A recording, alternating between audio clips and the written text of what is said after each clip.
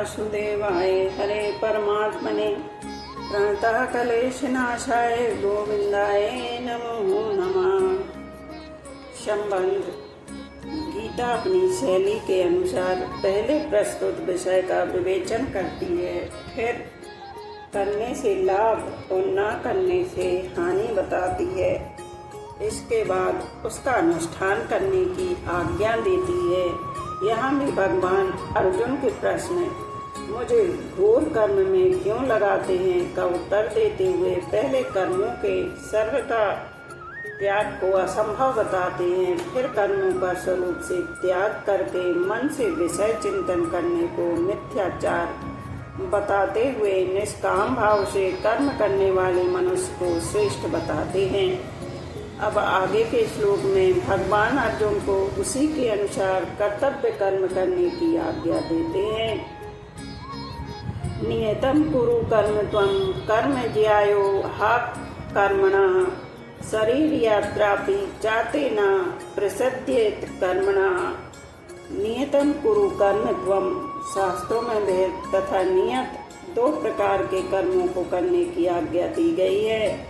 वेद कर्म का तात्पर्य सामान्य रूप से शास्त्रों में बताया हुआ आज्ञा रूप कर्म जैसे व्रत, उपवास, उपासना आदि। इन वेद कर्मों को संपूर्ण रूप से करना एक व्यक्ति के लिए कठिन है, परंतु निषिद्ध कर्मों का त्याग करना सुगम है।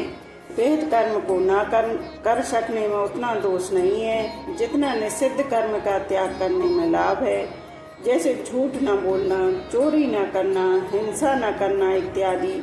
निषिद्ध कर्मों का त्याग होने से वेद कर्म स्वतः होने लगते हैं। नियत कर्म का तात्पर्य है वर्ण, आश्रम, स्वभाव एवं परिस्थिति के अनुसार प्राप्त कर्तव्य कर्म, जैसे भोजन करना, व्यापार करना, मकान बनवाना, मार्ग भूले हुए व्यक्ति को मार्ग दिखाना आदि।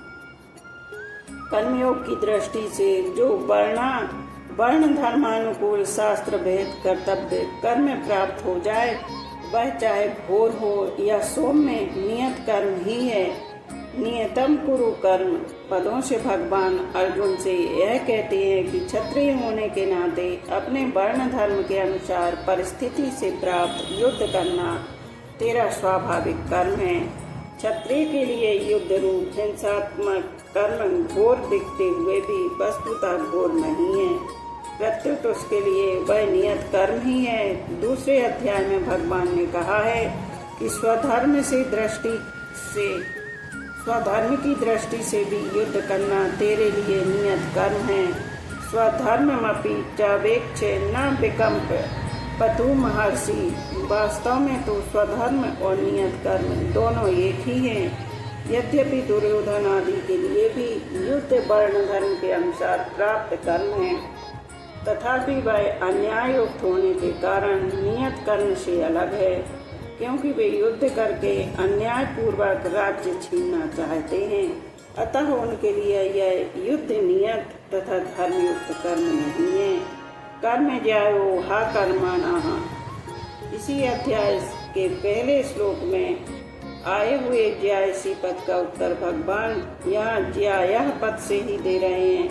वहाँ अर्जुन का प्रश्न है कि यदि आपको कर्म की अपेक्षा ज्ञान श्रेष्ठ मान्य है तो मुझे घोर कर्म में क्यों लगाते हैं। इसके उत्तर में यहाँ भगवान कहते हैं कि कर्म ना करने की अपेक्षा कर्म करना ही मुझे श्रेष्ठ मान्य है। इस प्रकार अर्जुन का विचार युद्ध रूप घोर कर्म से निवृत्त होने का है और भगवान का विचार अर्जुन को युद्ध रूप नियत कर्म में प्रवृत्त कराने का है। इसलिए आगे 18वें अध्याय में भगवान कहते हैं कि दोष युक्त होने पर भी सहज कर्म का त्याग नहीं करना चाहिए। सहजम कर्म कौन्ते स दोषमपि न त्यज्यते। कारण कि इसके त्याग से दोष लगता है एवं कर्मों के साथ अपना संबंध भी बना रहता है। अतः कर्म का त्याग करने की अपेक्षा नियत कर्म करना ही श्रेष्ठ है। फिर आसक्ति रहित होकर कर्म करना तो और भी श्रेष्ठ माना गया है, क्योंकि इससे कर्मों के साथ सर्वथा संबंध विच्छेद हो जाता है। अतः भगवान इस श्लोक के पूर्वार्ध में अर्जुन को अनासक्त भाव से नियत कर्म करने की आज्ञा देते हैं और उत्तरार्ध में कहते हैं कि कर्म किए बिना तेरा जीवन निर्वाह भी नहीं होगा। कर्म ज्यायो हा कर्मणा। कर्मयोग में यह भगवान का प्रधान सिद्धांत है। इसी को भगवान ने माते संगोस्त्व कर्माणि पदों से स्पष्ट किया है कि अर्जुन तेरी कर्म ना करने में आसक्ति ना हो। कारण यह कि कर्तव्य कर्मों से जी चुराने वाला मनुष्य प्रमाद, आलस्य और निद्रा में अपना मूल्य समय नष्ट कर देगा अथवा शास्त्र निषिद्ध कर्म करेगा जिससे उसका पतन होगा। स्वरूप से कर्मों का त्याग करने की अपेक्षा कर्म करते हुए ही कर्मों से संबंध विच्छेद करना श्रेष्ठ है। कारण कि कामना, वासना, फलाशक्ति, पक्षपात आदि कर्मों से संबंध जोड़ देते हैं। चाहे मनुष्य कर्म करे अथवा ना करे, कामना आदि के त्याग का उद्देश्य रखकर कर्मयोग का आचरण करने से कामना आदि का त्याग बड़ी सुगमता से हो जाता है। शरीर यात्रापि चा तेना प्रसिद्धियेद कर्मणाः। अर्जुन के मन में ऐसा भाव उत्पन्न हो गया था कि अगर कर्म ही न करें तो कर्मों से स्वतः संबंध विच्छेद हो जाएगा। इसलिए भगवान नाना प्रकार की युक्तियों द्वारा उनको कर्म करने के लिए प्रेरित करते हैं। उन्हीं युक्तियों में से एक इस युक्ति का वर्णन करते हुए भगवान कहते हैं कि अर्जुन तुम्हें कर्म तो करने ही पड़ेंगे, अन्य की तो बात ही क्या। कर्म किए बिना तेरा शरीर निर्वाह, खाना पीना आदि भी असंभव हो जाएगा। जैसे ज्ञान योग में विवेक के द्वारा संसार से विच्छेद होता है, ऐसे ही कर्म योग में कर्तव्य कर्म का ठीक ठीक अनुष्ठान करने से संसार से संबंध विच्छेद हो जाता है। अतः ज्ञान योग की अपेक्षा कर्म योग को किसी भी प्रकार से कम नहीं मानना चाहिए।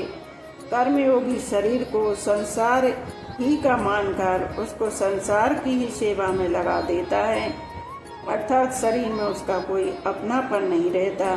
वह स्थूल, सूक्ष्म और कारण शरीर की एकता क्रमशः स्थूल, सूक्ष्म और कारण संसार से करता है, जबकि ज्ञान योगी अपनी एकता ब्रह्मा से करता है। इस प्रकार कर्मयोगी जड़ तत्व की एकता करता है और ज्ञान योगी चेतन तत्व की एकता करता है। साधन संबंधी मार्मिक बात।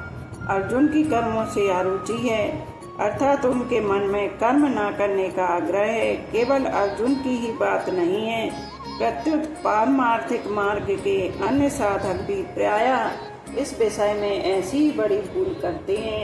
यद्यपि उनकी इच्छा साधन करने की रहती है और साधन करते भी हैं, तथापि वे अपनी मनचाही परिस्थिति, अनुकूलता और सुख बुद्धि भी साथ में रखते हैं, जो उनके साधन में महान बाधक होती है। जो साधक तत्व प्राप्ति में सुगमता ढूंढता है और उसे शीघ्र प्राप्त करना चाहता है, वह वास्तव में सुख का रागी है, न कि साधन का प्रेमी। जो सुगमता से तत्व प्राप्ति चाहता है उसे कठिनता सहनी पड़ती है, और जो शीघ्रता से तत्व प्राप्ति चाहता है उसे विलंब सहना पड़ता है। कारण की सुगमता और शीघ्रता की इच्छा करने से साधक की दृष्टि साधन पर न रहकर फल पर चली जाती है, जिससे साधन में उकताहट प्रतीत होती है और साध्य की प्राप्ति में विलंब भी होता है। जिसका यह दृढ़ निश्चय या उद्देश्य है कि चाहे जैसे भी मुझे तत्व की प्राप्ति होनी ही चाहिए, उसकी दृष्टि सुगमता और शीघ्रता पर नहीं जाती। तत्परता के साथ कार्य में लगा हुआ मनस्वी व्यक्ति जब अपने उद्देश्य की पूर्ति के लिए कमर कसकर लग जाता है, तब वह सुख और दुख की ओर नहीं देखता। मनस्वी कार्यार्थी न गड़यति दुखम न चा सुखम। साधक की तो बात ही क्या है, एक साधारण लोभी मनुष्य भी दुख की ओर नहीं देखता। प्रायः देखा जाता है कि पसीना आ रहा है, भूख प्यास लगी है अथवा सोच जाने की आवश्यकता जान पड़ती है, फिर भी यदि माल की विशेष बिक्री हो रही है तथा पैसे आ रहे हैं तो वह लोभी व्यापारी सब कष्ट सह लेता है। ठीक लोभी व्यक्ति की तरह साधक के साथ में निष्ठा होनी चाहिए। उससे साध्य की प्राप्ति के बिना चैन से ना रहा जाए। जीवन भार स्वरूप प्रतीत होने लगे। खाना पीना आराम आदि कुछ भी अच्छा न लगे और उसके हृदय में साधन का आधार और तत्परता रहे। साध्य को प्राप्त करने की उत्कंठा होने पर देरी तो असहाय होती है, पर वह जल्दी प्राप्त हो जाए यह इच्छा नहीं होती। उत्कंठा दूसरी बात है एवं शीघ्र मिलने की इच्छा दूसरी बात। आसक्ति पूर्वक साधन करने वाला साधक साधन में सुख भोग करता है और उसमें विलंब या बाधा लगने से उसे क्रोध आता है एवं वह साधन में दोष दृष्टि करता है। परंतु आदर और प्रेम पूर्वक साधन करने वाला साधक साधन में विलंब या बाधा लगने पर आर्त भाव से रोने लगता है और उसकी उत्कंठा और तेजी से बढ़ती है। यही शीघ्रता और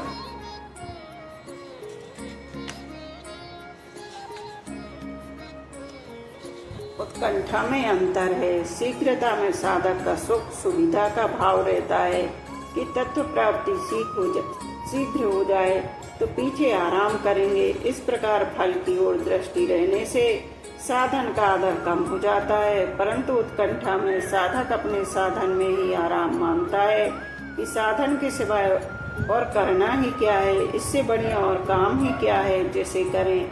अतः यही काम साधन करना है, चाहे सुगमता से हो या कठिनता से, शीघ्रता से हो या देरी से।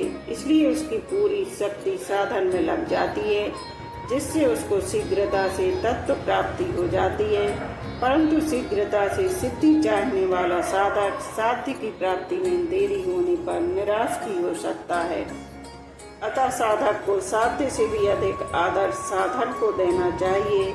जैसा कि माता पार्वती ने कहा है, जन्म कोटि लगी रगर हमारी, परहु संपुनत रहु कुमारी, तजौ न नारद कर उपदेशु, आप कहीं सतबार महेशु। माता पार्वती के भावों में शीघ्रता नहीं है। इनमें तो साधन को साध्य से भी अधिक आदर दिया गया है। प्रस्तुत श्लोक में भगवान अर्जुन को निमित्त बनाकर साधकों को सावधान करते हैं। उन्हें अपनी अनुकूलता तथा सुख बुद्धि का त्याग करके कर्तव्य कर्मों को करने में बड़ी तत्परता से लग जाना चाहिए। परिशिष्ट भाव निष्काम भाव से कर्म करने वाला कर्मयोगी केवल स्वरूप से कर्मों का त्याग करने वालों से अधिक सकाम भाव से कर्म करने वालों से श्रेष्ठ नहीं है, प्रत्युत ज्ञान योगी से भी श्रेष्ठ है। तयोस्तु कर्म संन्यासात् कर्म योगी विशिष्यते। इसलिए भगवान प्रस्तुत प्रकरण में निष्काम भाव से कर्म करने पर विशेष जोर दे रहे हैं।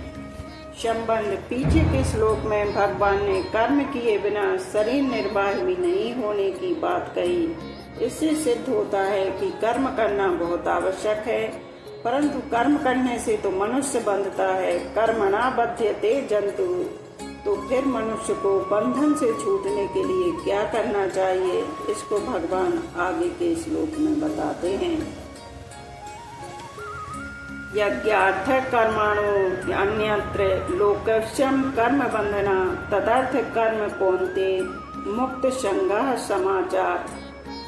यज्ञार्थ कर्मण्यंत्र गीता के अनुसार कर्तव्य मात्र का नाम यज्ञ है। यज्ञ शब्द के अंतर्गत यज्ञ, दान, तप, होम, तीर्थ, सेवन, व्रत, वेदाध्ययन आदि समस्त शारीरिक, व्यवहारिक और पारमार्थिक क्रियाएं आ जाती हैं। कर्तव्य मानकर किए जाने वाले व्यापार, नौकरी, अध्ययन, अध्यापन आदि सब शास्त्र विहित कर्मों का नाम भी यज्ञ है। दूसरों को सुख पहुंचाने तथा उनका हित करने के लिए जो भी कर्म किए जाते हैं वे सभी यज्ञार्थ कर्म हैं।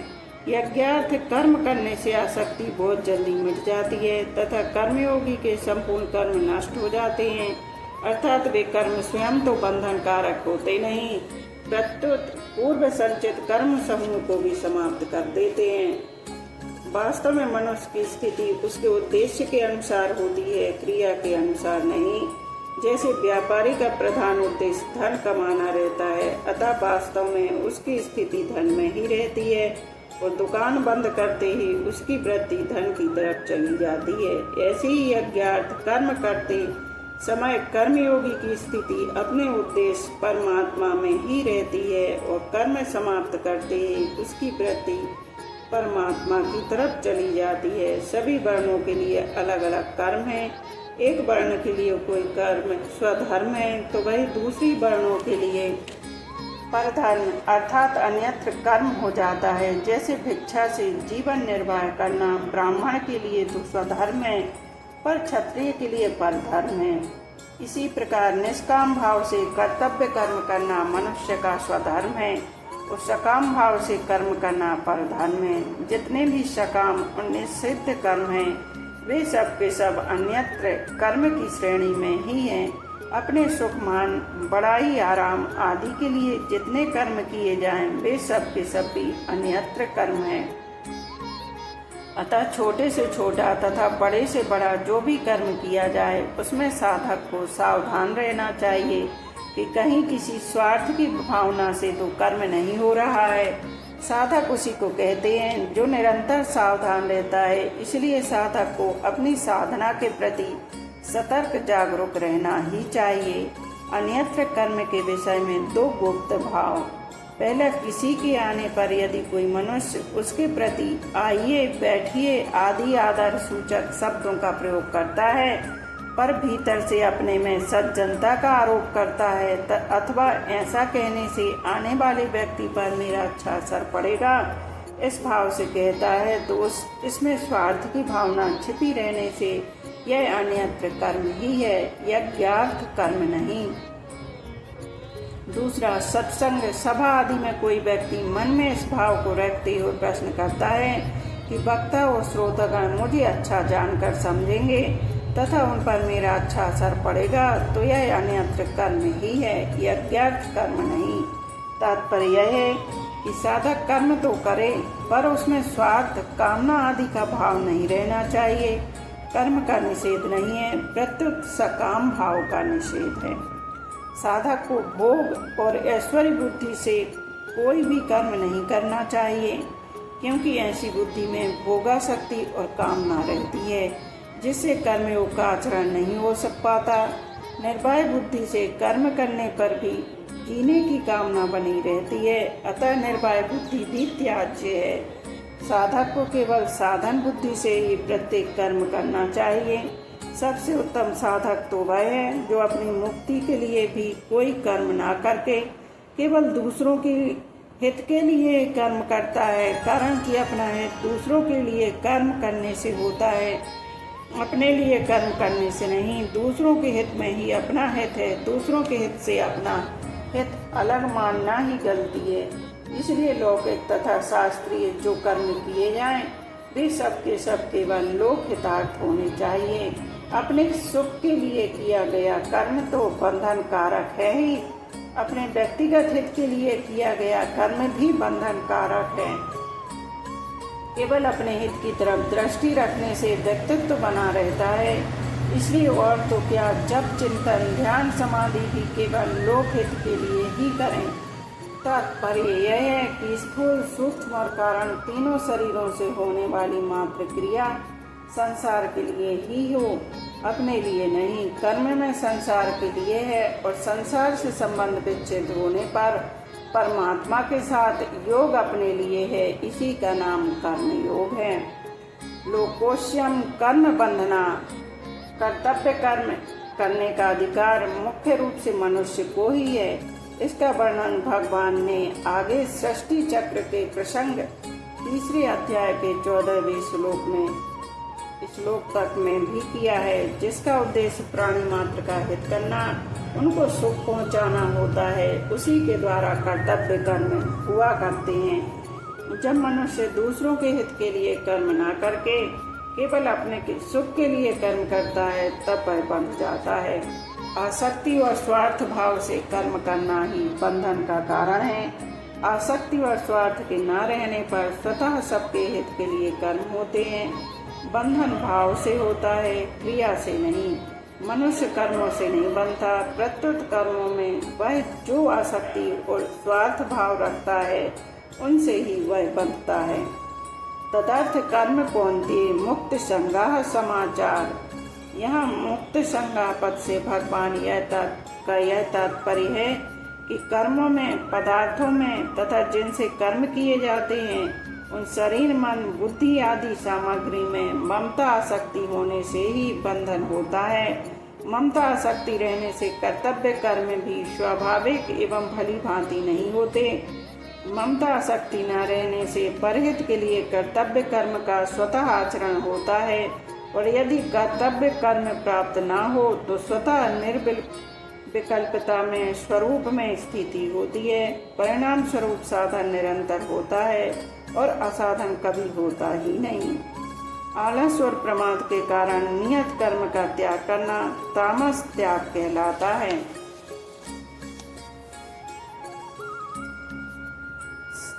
जिसका फल मूढ़ता अर्थात मूढ़ योनियों की प्राप्ति है। अज्ञानम तमसा फलम, कर्मों को दुख रूप समझकर उनका त्याग करना राजस त्याग कहलाता है।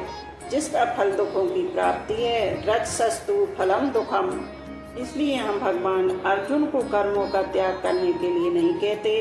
प्रत्युत स्वार्थ, ममता, फलाशक्ति, कामना, वासना, पक्षपात आदि से रहित होकर शास्त्र विधि के अनुसार सुचारू रूप से उत्साह पूर्वक कर्तव्य कर्मों को करने की आज्ञा देते हैं, जो सात्विक त्याग कहलाता है। स्वयं भगवान भी आगे चलकर कहते हैं कि मेरे लिए कुछ भी करना शेष नहीं है, फिर भी मैं सावधानी पूर्वक कर्म करता हूँ। कर्तव्य कर्मों का अच्छी तरह आचरण करने में दो कारणों से शिथिलता आती है। पहला, मनुष्य का स्वभाव है कि वह पहले फल की कामना करके ही कर्म में प्रवृत्त होता है। जब वह देखता है कर्मयोग के अनुसार फल की कामना नहीं रखनी है, तब वह विचार करता है कर्म ही क्यों करूं। दूसरा, कर्म आरंभ करने के बाद जब अंत में उसे पता लग जाए कि इसका फल विपरीत होगा, तब वह विचार करता है कि मैं कर्म तो अच्छा से अच्छा करूं, पर फल विपरीत मिले तो फिर कर्म करूं ही क्यों। कर्मयोगी ना तो कोई कामना करता है और ना कोई नाशवान फल ही चाहता है। वह तो मात्र संसार का हित सामने रखकर ही कर्तव्य कर्म करता है। अतः उपर्युक्त दोनों कारणों से उसके कर्तव्य कर्म में शिथिलता नहीं आ सकती।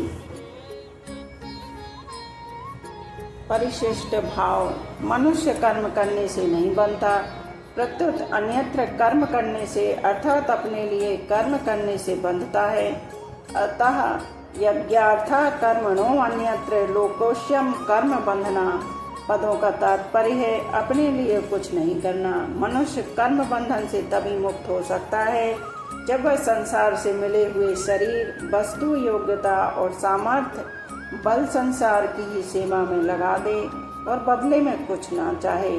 कारण कि संसार हमें वह वस्तु दे ही नहीं सकता जो हम वास्तव में चाहते हैं। हम सुख चाहते हैं, अमरता चाहते हैं, निश्चिंतता चाहते हैं, निर्भयता चाहते हैं, स्वाधीनता चाहते हैं, परंतु यह सब हमें संसार से नहीं मिलेगा, प्रत्युत संसार के संबंध विच्छेद से मिलेगा। संसार से संबंध विच्छेद के लिए आवश्यक है कि हमें संसार से जो मिला है उसको केवल संसार की ही सेवा में समर्पित कर दें। आज यहीं पर विश्राम करते हैं, शेष आगे का कल कहेंगे। बोलो राधे राधे।